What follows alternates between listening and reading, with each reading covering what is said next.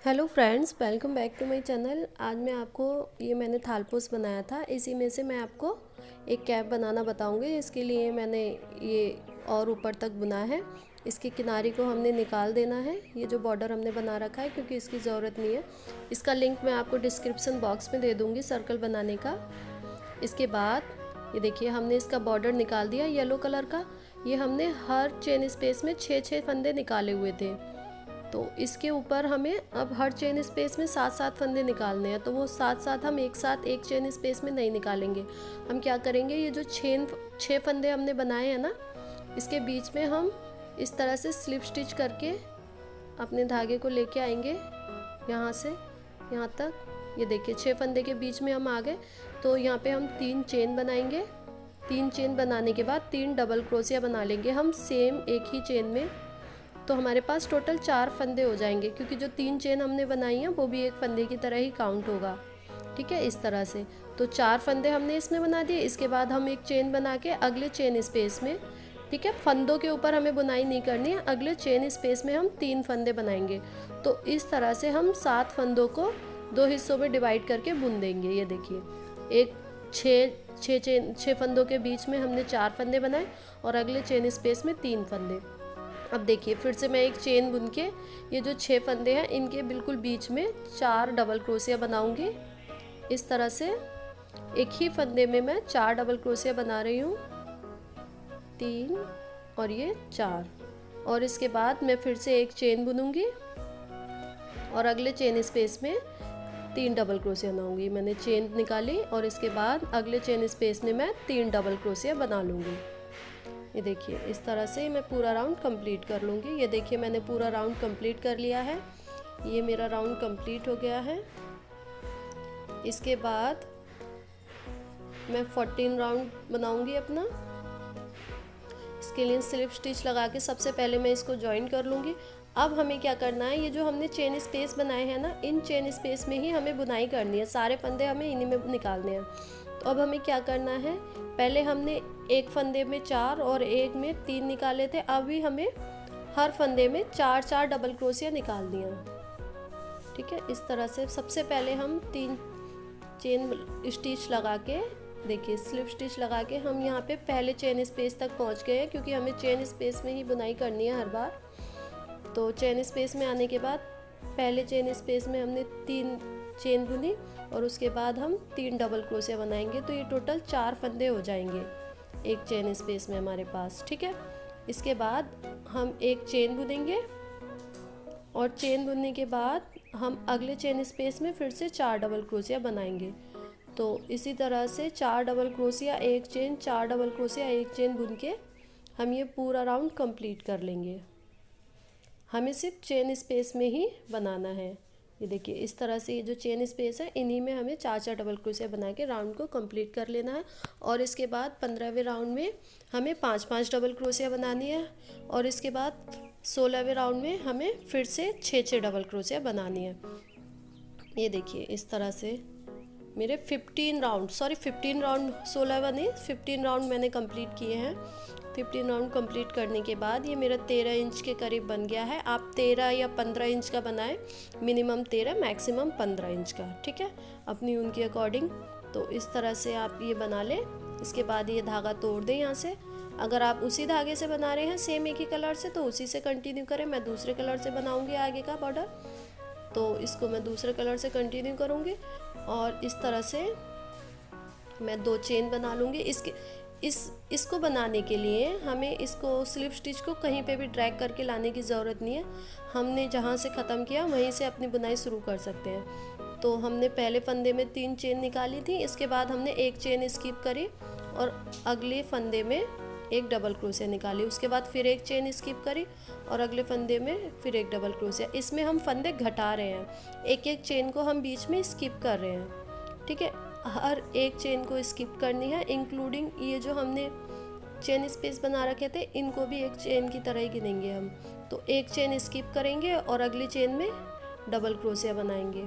तो ये टोटल हमारे हाफ फंदे हो जाएंगे, जितने भी हमारे फंदे हैं उसके हाफ हो जाएंगे, क्योंकि हर बार हम एक चेन स्किप करेंगे और अगली चेन में एक डबल क्रोशिया बनाएंगे। इसी तरह से मैं पूरी राउंड कंप्लीट करूँगी। देखिए एक चेन स्किप करके मैं अगले फंदे में डबल क्रोशिया बना रही हूँ, फिर एक चेन स्किप करूँगी और इस तरह से अगली चेन में डबल क्रोशिया बना लूँगी। इसी तरह से ये देखिए हमारे फंदे घटने लग जाएंगे और कैप में हमारे में चुन्नटे पड़ने लग जाएंगे। ये देखिए हमने इस तरह से पूरा राउंड ख़त्म कर लिया। इस तरह से देखिए इसमें चुन्नटे बनने लगी हैं, इकट्ठा होने लगा है ये हमारा कैप। अब इसके बाद हम स्लिप स्टिच लगा के इस राउंड को जॉइन कर लेंगे। देखिए ये जो सबसे ऊपर वाली स्टार्टिंग चेन होती है, इसमें हम इस तरह से स्लिप स्टिच लगा के इसे जॉइन कर लेंगे। अब इसके बाद फिर से हमें सेम इसी तरह एक और राउंड बनाना है। जैसे हमने राउंड 16 बनाया था, सेम ऐसे ही हम राउंड 17 बनाएंगे। एक चेन स्किप करेंगे और अगली चेन में हम डबल क्रोशिया बनाएंगे। ये देखिए इस तरह से मैं आपको करीब से दिखाती हूँ।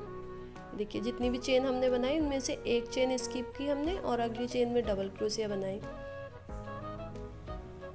इसके बाद फिर एक चेन स्किप करेंगे, अगली चेन में डबल क्रोशिया बनाएंगे। इसी तरह से हम इस राउंड को कंप्लीट कर लेंगे। ये देखिए 17 राउंड भी हमारा कंप्लीट हो गया है। इसके बाद स्लिप स्टिच लगाएंगे हम सबसे पहले वाली स्टार्टिंग चेन में इस तरह से, और ये राउंड भी ख़त्म कर लेंगे। इसके बाद हम 2 चेन बनाएंगे।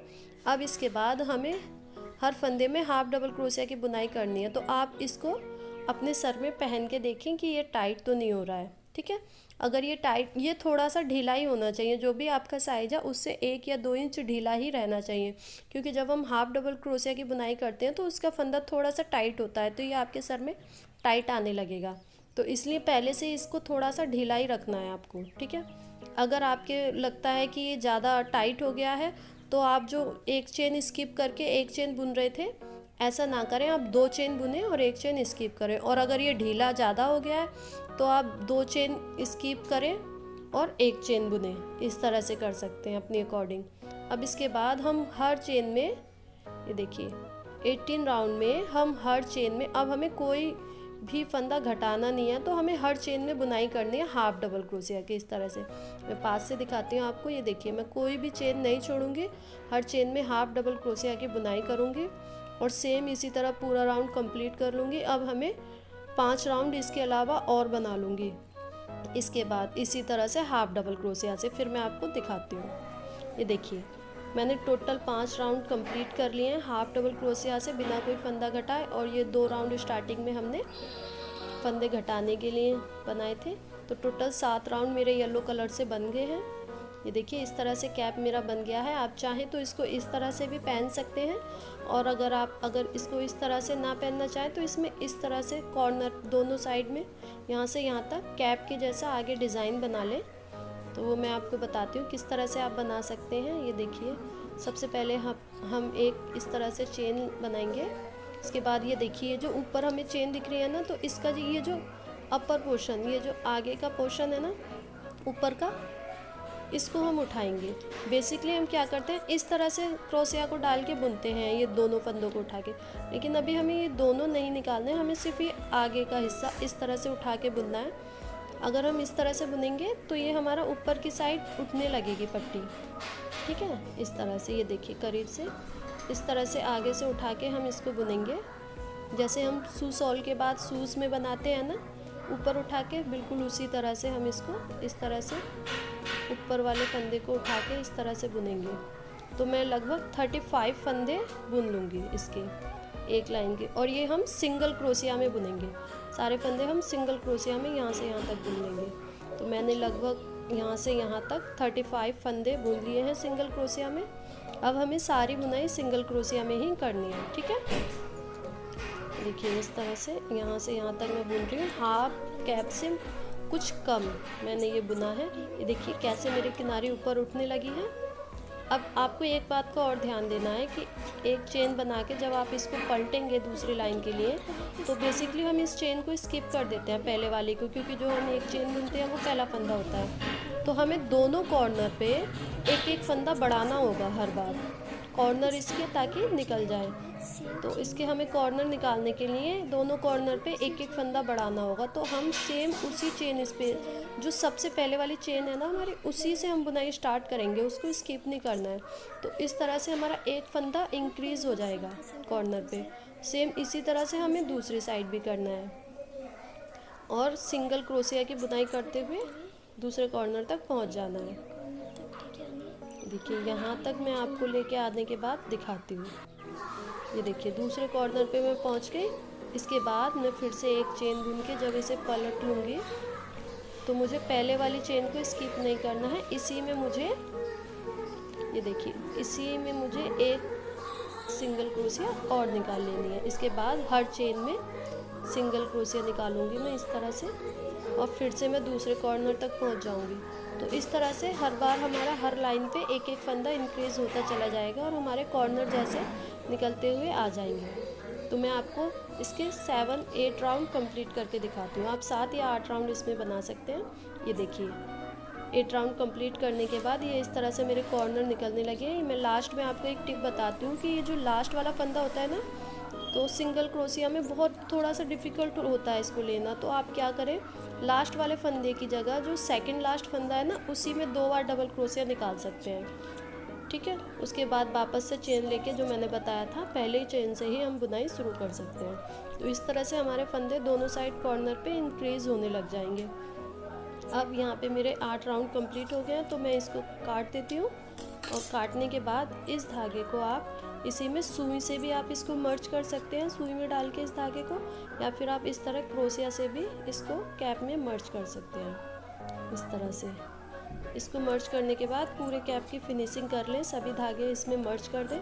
और उसके बाद इसको इस तरह से हम मोड़ के इस कॉर्नर को, देखिए इस तरह से मैं ऊपर मोड़ के लगाऊंगी ताकि ये पट्टी हमारी आगे की साइड को उठने लगे। ये देखिए इस तरह से। और आप चाहें तो इसके ऊपर कुछ भी स्टोन, ब्रॉच या फिर पर्ल कुछ भी लगा सकते हैं, या फिर आप सिंपल इसे ऊपर सिल के ऐसे भी छोड़ सकते हैं। तो ये देखिए इस तरह से आप बटन भी लगा सकते हैं, छोटे बटन चाहें या बड़े बटन चाहें, कुछ भी आप इस पर इस तरह से लगा सकते हैं। तो ये और भी सुंदर लगेगा कैप हमारा।